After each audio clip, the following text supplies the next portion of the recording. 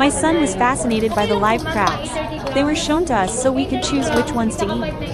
The bigger, the pricier, of course. Crab cravings today with my family.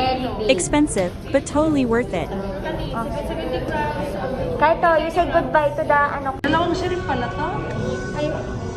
Pwede, ano na lang din, garlic fried para pwede sa akin. Ay, dua ka order mo ng flight. Dua mga ka-order. Shrimp. Ching, dalawang order daw. Shrimp. Oo. Cheers! Ba't tubig sa'yo kayo? Kahit to. Sunog na si Tita, oh my God. Ano sa'yo, ma? Ayun na, pwede naman din ibang celebrate, ma. Mag-comfortable ka, magkamay, pwede na.